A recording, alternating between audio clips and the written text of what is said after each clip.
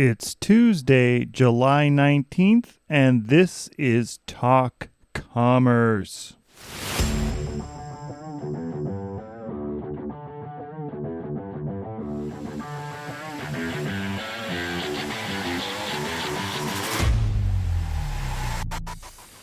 If you can do one thing to speed up the growth of your email list, learn to love the pop-up. Kyle Stout answers some of the most crucial questions regarding your email marketing strategy, such as how to know if you're sending to too many or not enough emails, and what to do if you're still sending every email to the entire list. He also helps us understand some of the common pitfalls merchants fall into with email marketing and how to avoid them altogether. This is an eye-opening episode. Learn to love the pop-up with Kyle Stout. And now, your free joke. My biggest talent is always being able to tell what's in a wrapped present. It's a gift. And now, your bonus joke. My balloon elephant wouldn't fit on the back seat of the car, so I had to pop the trunk. This episode of Talk Commerce is brought to you by Commerce Hero. Commerce Hero is a marketplace for Magento developers. Finding a good Magento developer just got a whole lot easier. Whether you're an agency looking for a developer, a merchant trying to find talent to fill that gap, or you're a developer looking for a job, go to commercehero.io to find your next great Magento opportunity. My name is Brent Peterson, and I'm your host. Please remember to subscribe wherever you download your podcasts. And now, Talk Commerce. Welcome to this episode of Talk Commerce. Today I have Kyle Stout. Kyle is the founder of Elevate and Scale, an email marketing agency. Kyle, go ahead, introduce yourself, tell us a little bit about what you do day to day and maybe one of your passions in life. Thanks for having me. Day to day is pretty much working with e-commerce businesses with their email marketing, helping them increase sales in their sales process, drive up customer lifetime value, and also just long-term keeping a healthy email list so people stick around and want to buy. And then, outside of work, I'm really big into fitness. I love to get active and hang out with family and friends and get outside. So let's just dive right into email marketing. Is email marketing still relevant today? Yeah, so it's funny because you always hear every few years or so the email marketing is dead thing comes about, but I feel like it's only marketers that say that as a joke, and it never really is something that's ever something that actual users or business owners are saying. But email marketing, to me, why it's always been relevant is because it's a platform where you have direct access to your customers and you own that platform. And over time, as we've seen attention shift from different social media platforms and things go from maybe we were a lot heavier in blogging in the past and then it shifted to social media, email marketing was tried and true all along.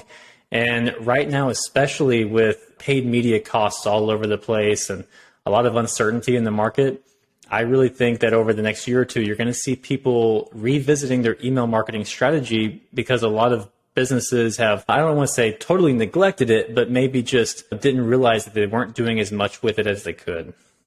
And do you think that email is, what we've discussed, that it's still important, but so from a strategy standpoint, how much of that should be put back into email and how much should be put onto social and other channels that are out there? Really, I think ideally you have both. I think of it as email marketing serves as a great function to help you get a better ROI from your top of funnel marketing. So you still want to have your social media and doing anything you can to bring in new leads, bring in new customers. And email marketing, because there's two ways you can look at it. Part of it is just having some automated systems in place to help optimize your sales process. So help you get more revenue from the traffic that you're already getting to your site. But then once you've got this growing email list, you've got this database of people that you can nurture and continue to get repeat sales over time. I really look at it as partially something to help you get a better ROI from your top of funnel marketing today, but also just helps you get better lifetime customer value in the long term.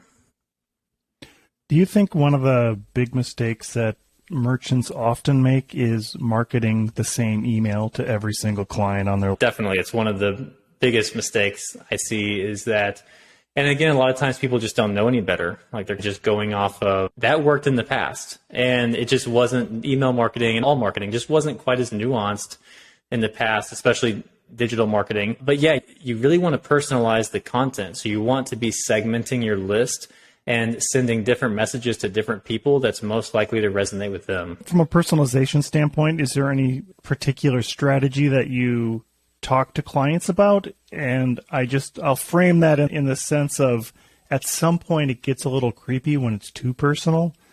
Is there a balance between the two? So yeah, there's a lot of new technology where they're trying to totally personalize the email and talk to you, Brent, specifically about things that I can imagine where it's going to get really creepy, like what you're saying.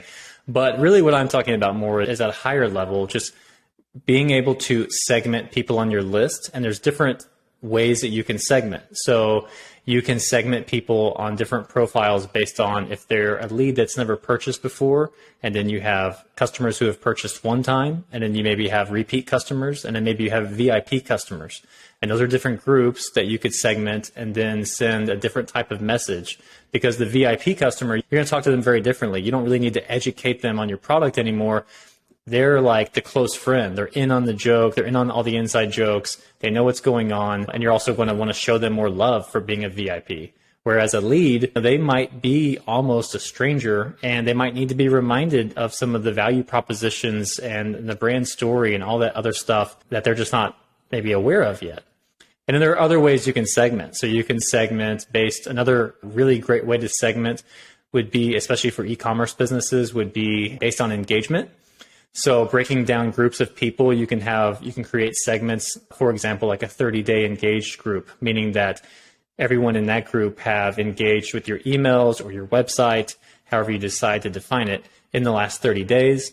And then you can expand that out to 60 days, 90 days, and so on. And every business will be a little different, but after you send emails to these different groups, you'll get a high-level overview of not only how engaged they are, but how they respond to different offers.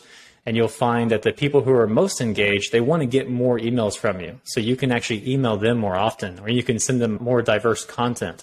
Whereas the people who are less engaged, it might not be that they don't like your brand or don't like your products.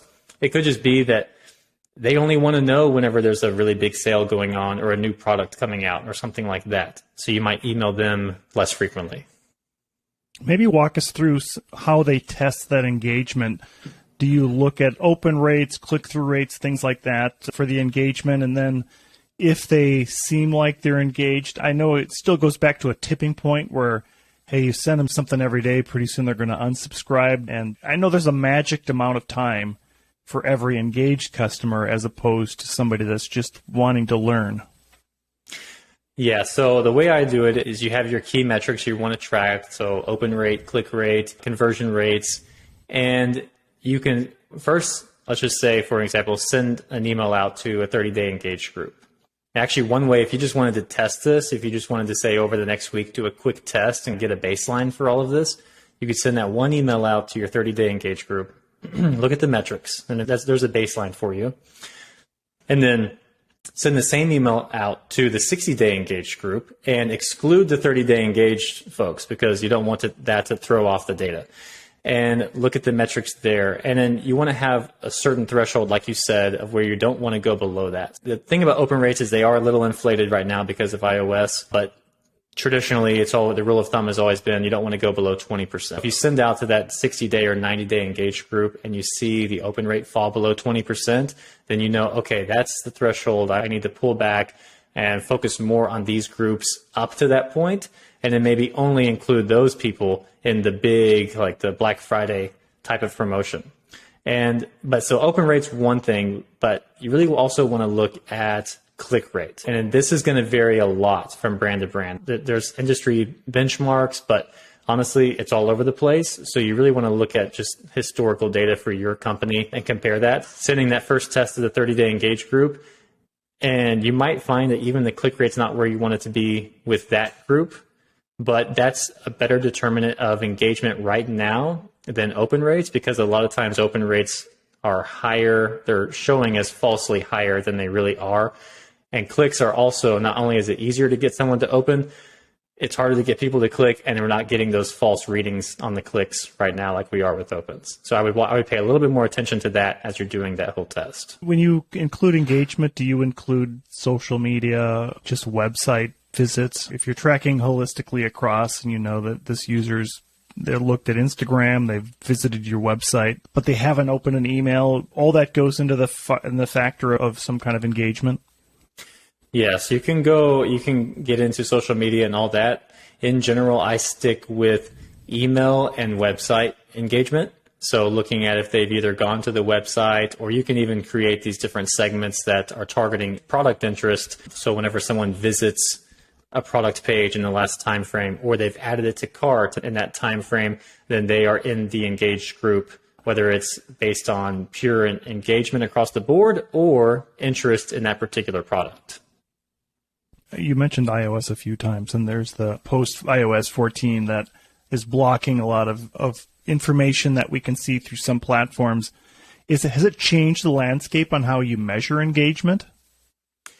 It really is one of those things that's been blown out of proportion. We were all like bracing ourselves for it and preparing by looking at our engagement groups. And when I say that, the segments that we create in someone's email account, and then doing some reporting on, okay, it's going live now and what's going to happen. But honestly, the way it's played out is it's inflated the open rates. And so we just don't really pat ourselves on the back as much as we used to about open rates. And that's been the biggest change. I have not seen a significant change in it impacting these engagement groups or these engagement segments, I should say, to where we're getting this negative feedback, like people shouldn't have been included in there, or the conversions and actual purchases don't seem to line up anymore with the clicks and everything else with the email. It's really just an inflation of open rates has been the main thing. Yeah, maybe explain to our listeners why open rates would go up. Because it's showing that the iOS devices that receive the emails, it's showing them as having opened the email regardless of whether or not they didn't. So this is going to come down to your list, and lists that have way more iOS users on their list, they're going to have more skewed data. And if you want to get, let's just say you feel, man, this is really clouding my data and I don't like this, I just want more clarity. What you can do is similar to what I was mentioning earlier, where maybe you run a test where you create some different segments. You can create segments to exclude iOS devices and then send an email out to, you can go pretty wide or whatever you would normally do, but take out those iOS people and then see what the numbers are and compare it. Yeah, and it sounds like the amount of segments isn't, like too many segments isn't necessarily bad until you get to a segment of one user. Yeah, exactly. And also, so that's really the thing. The bigger your list is, the more room you have to create more segments, which gives you more room to send more emails without everyone getting every email. And that gives you the potential to scale up the revenue you get from your email marketing. But like you said, if you try to take it too far too early, you've got groups of 5, 10, 20 people.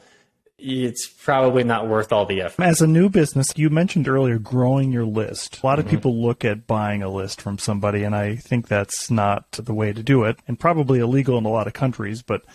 And if you send them email, I should say. What are your recommendations around growing that list and making sure that it continues to grow and doesn't decrease?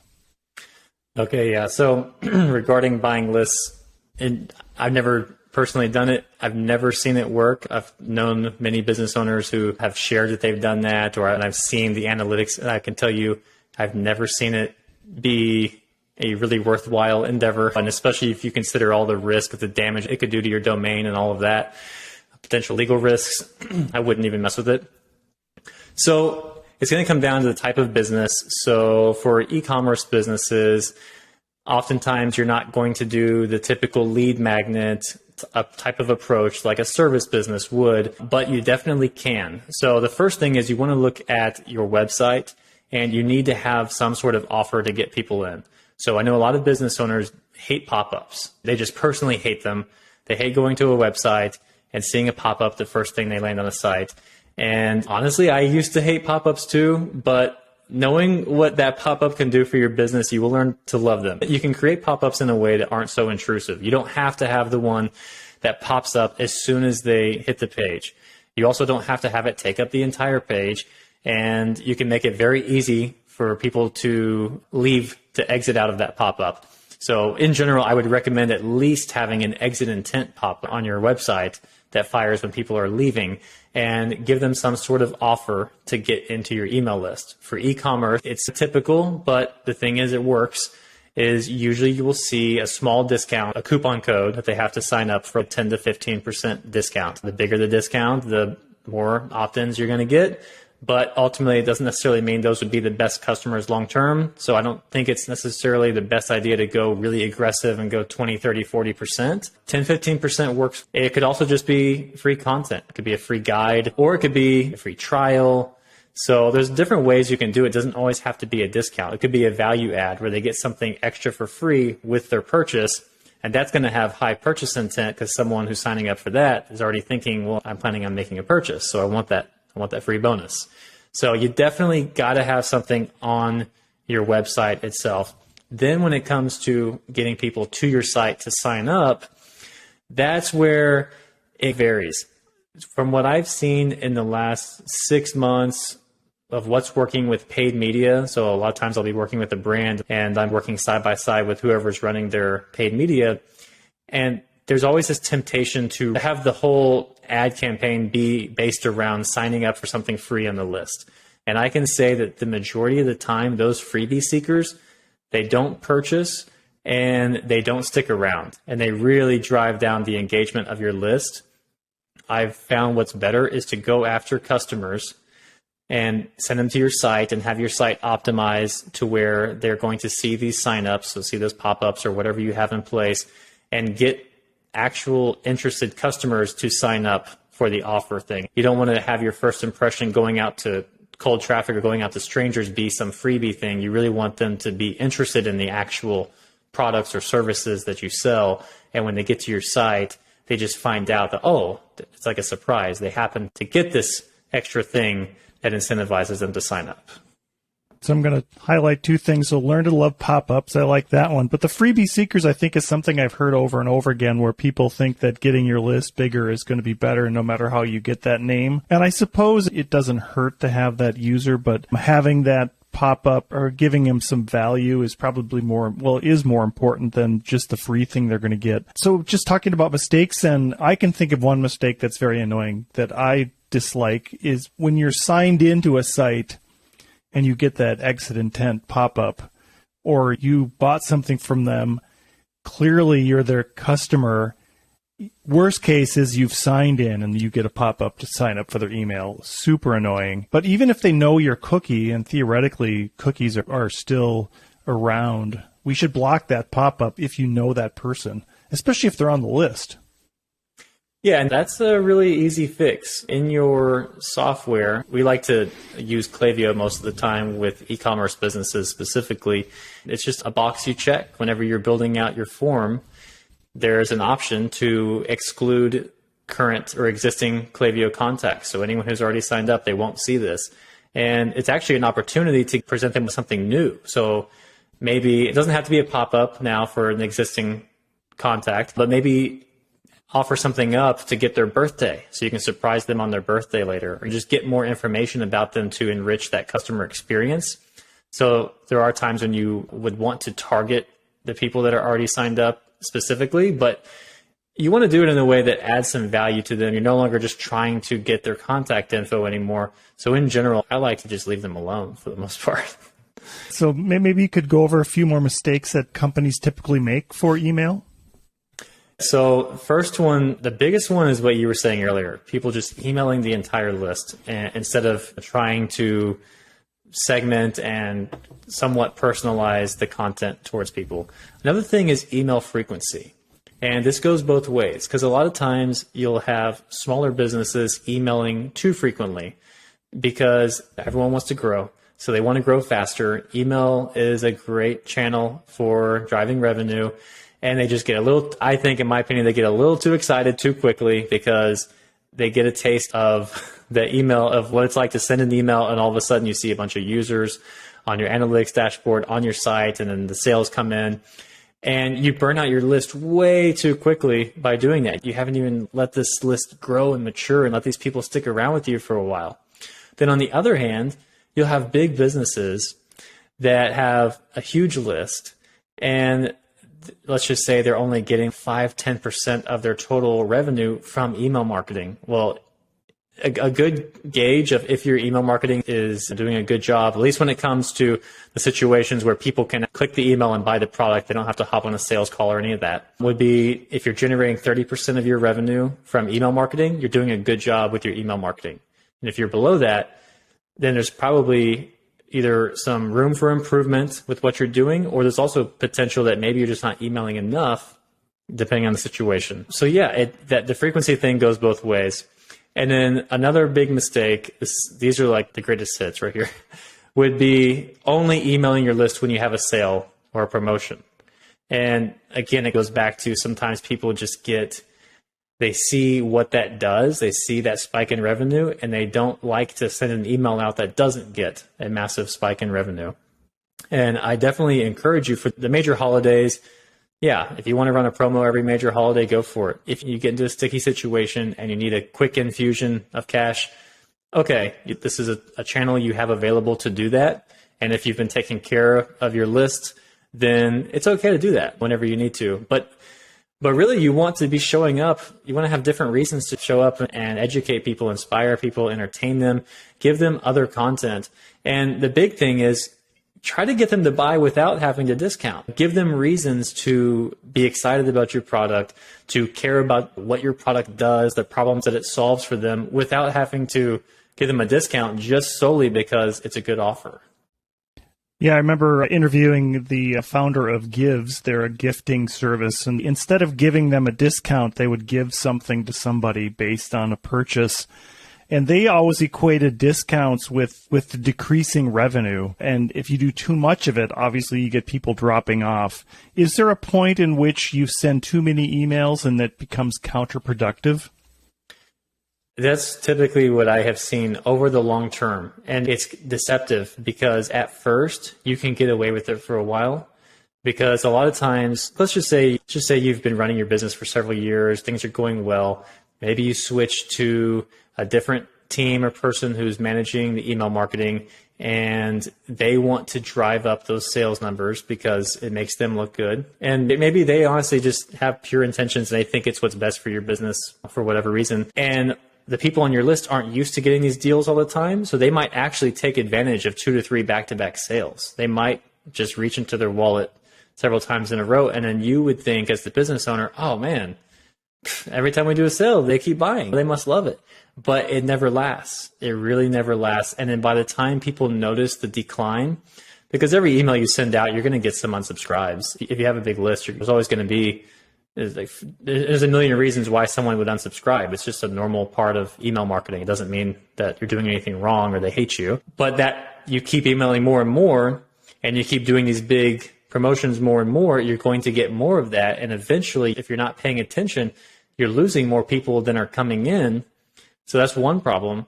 But then the people who are sticking around, now they've gotten trained to where they're only going to buy when you offer a discount. So now the random impulse purchases, those go away. And now they always know there's another sale right around the corner. So why would they? In fact, I've found myself as a customer doing that with companies where I genuinely do like their products, but I always get this, it seems like every time I would make a purchase, they would have a sale a few days after, which I swear it was almost like, I wondered if it was planned or something. And I would have this regret. I'm like, oh, if I waited 3 days, I could have saved a lot of money. And it got to where I'm like, I'll only buy whenever they have a sale now because they have them frequently enough. So why not? Yeah, I can remember buying a pair of Cole Haans and having that exact same experience where they're constantly bombarding you with emails, and then suddenly you buy something and then you get another email that's 5% bigger discount or something. Anyways, I did unsubscribe from Cole Haan eventually because it was so annoying when I got that. And I guess that just illustrates the point that there is nobody has it down. And Cole Haan is a pretty big company, and you'd think maybe it was just my own experience, but big companies make these mistakes, and they're still making these mistakes. So it's always good to be looking at all those numbers. What are some of the key metrics that a marketer should look at to ensure that they're not making some of those mistakes? Is there leading indicators that say, oh, I've sent 5 emails this week, maybe that's too many? Yeah, so there are, and actually I want to say something really quickly about what you just shared, because this is a really common misconception, I think, is that when people look at these big brands, you assume that it's this big successful brand. I know they're spending a ton of money on their marketing. I know they can hire the best consultants. They can get the best information. So they must know what they're doing. And in a lot, I see them just making terrible mistakes all the time. My theory is that it's because when they get to a certain level where they can bring in so many people, they just have the money to buy so much traffic, acquire so many new people onto their list that they can burn through it. They can afford to burn through a lot of people. I don't know what's going on with the overall picture with their marketing, but I would definitely say if your gut is telling you, I don't know, but this big brand is doing it, definitely question it, because what works for them will not usually work for most small businesses. But so looking at your metrics, of course, you want to, month to month, you should be looking at your averages, open rates, click rates, conversion rates. And there's also certain things. So for example, with an e-commerce business, you can have what's called a welcome series, or a welcome series for non-buyers, which is the typical automated email sequence that someone will go into when they first opt in through that pop-up. That one is very sensitive to the traffic that's hitting your website. So that's one way to look at. I know whenever we see the sales and just actually overall engagement, not just sales, deviate from the norm pretty aggressively, either negative or positive, that company has made some changes with their paid media. And sure enough, we'll have a call and be like, okay, we're seeing some decreases. What's going on? I want to get more context to make sure it's not just what's happening with the emails. And that happens more often than not. It's that entry level series is a good way to gauge the quality of traffic that's coming in. So that's one thing to look at.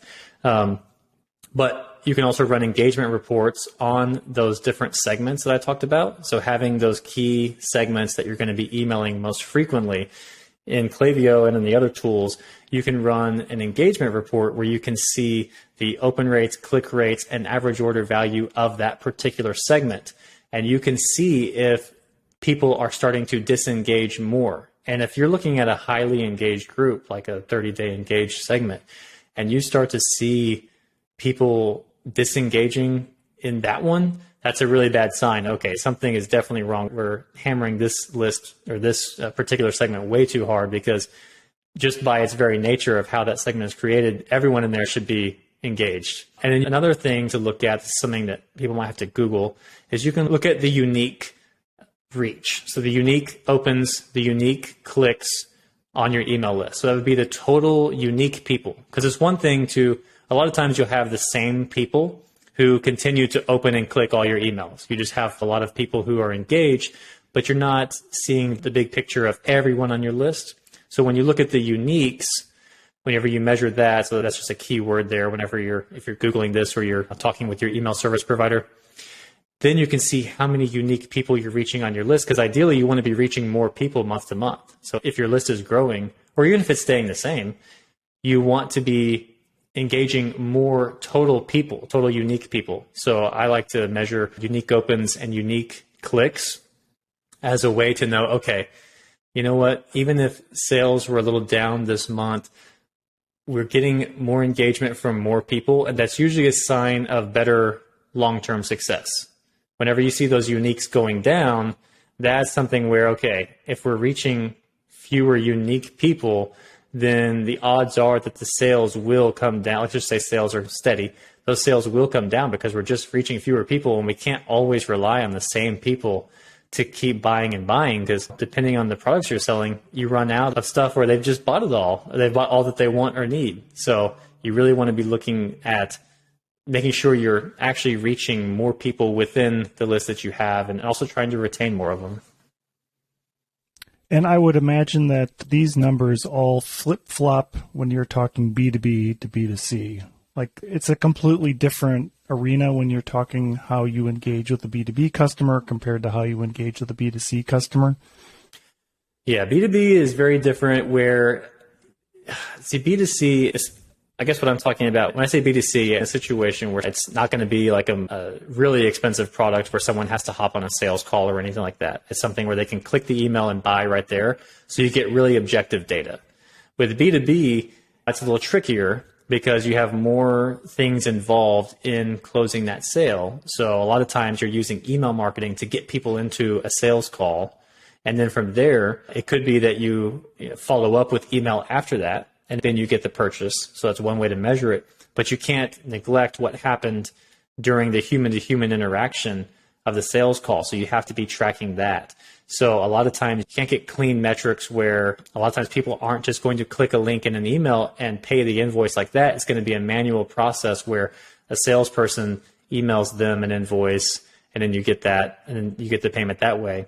So from there, it's really more about mapping out the whole sales process step by step. So looking at each stage of your sales process, adding in automations when you can. So automated email or SMS or whatever you want to do in between each of those steps where you can, in between the human interactions to try to move people along. And you can measure that. You can measure opens and clicks and how many people are moving through and how many people signed up for the sales call, but then how many people actually showed up.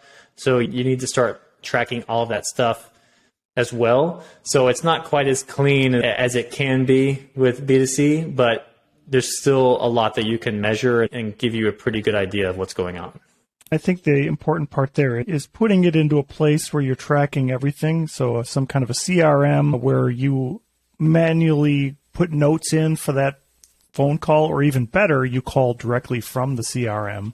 So that call gets recorded as a call with the client, and then that engagement would then just play into your engagement rate with the customer, no matter if it's in person or on the phone or through some kind of a service. Kyle, we have a couple minutes left here. If you had some great bit of advice in 2022 to give somebody that wants to start email marketing, where would they start? You need to have an offer, and you need to at least have someone on your list. You definitely need to have a way to get people on your list. But really the most important thing that it comes down to, and I think what's gotten forgotten, is we look at all these systems and ways to optimize everything. And we need to get back to remembering that there's another human on the other side of this email, and just thinking about, okay, what content are they really going to care about? Or when it comes to my product or my service, what really matters to them? What do they really care about? And crafting it around them and having your emails be more conversational. And it doesn't mean you can be salesy or ask for the sale and all of that. It just means being more thoughtful to what's going to help them make a buying decision. One last question or advice that you could give the client then. Learn to love pop-ups, right? And let's just say you don't have HubSpot or Klaviyo or something like that, but you just want to get them into, let's say you're using MailChimp or whatever it is. I remember Hello Bars or whatever it was called before. Is there a free tool that you would recommend to get that pop-up going on your website that's fairly easy to install and get running on whatever website you're running, whatever platform you're on, and you can install your pop-up and get it rolling? I think MailChimp has the pop-up capability, but most of them have that built in. And then there's a bunch of like fancier tools where if you want to get more advanced. Honestly, the free tool that's within your email service provider most of the time is good enough. It's going to take you a very long way. You don't need to get any of the other fancy tools. A lot of times those things, it's just you don't have enough traffic for the small amount of performance difference that you're going to get to even matter. It's just going to add an extra cost, and some of those things potentially even weigh down your site and slow it down. But if you're e-commerce, you can go with Klaviyo. You can start out with a free account, and you can use their free, you can get a pop-up going. I believe MailChimp has a pop-up tool. I just haven't used MailChimp in so long. But pretty much all of them have a pop-up tool. It's already going to be included. So even if you're paying for the cheapest plan, you already have that. I just say don't even overthink it right now. Get a good offer on that pop-up, get it live, and then focus on getting people to show up to your site so they can see it. All right, cool. Love your pop-up. I'm going to keep saying that over and over again. Kyle, as we close out, I gave everybody a chance to do a shameless plug about anything you like to plug. What would you like to plug today? Okay, yeah. For anyone who's interested in elevating their email marketing, you can go to elevateandscale.com, and there is a link there to book a call, which is not a traditional sales call, even though I know everyone says their call is not a sales call. You will get information prior to that call about our service and everything, but the point of that call is to give you clarity around how email marketing fits into the overall strategy for your business. So we'll actually break down your sales process on that call. If you have numbers that you can share, that would be awesome because that makes it even better. And we can identify where the most immediate opportunities are for you right now to get more revenue from your existing sales process. And then talk about a strategy for you to grow your business over the long term with email marketing. Perfect, and I'll put those links in the show notes for this. Kyle Stout, thank you so much. Thank you for having me. It's been a great conversation. Yep, great. Thank you. Thank you again for listening. My name is Brent Peterson, and it has been a pleasure to be your host today. Please sign up for our newsletter platforms at talk-commerce.com. Rate and subscribe to Talk Commerce wherever you download your podcasts. New shows out every week.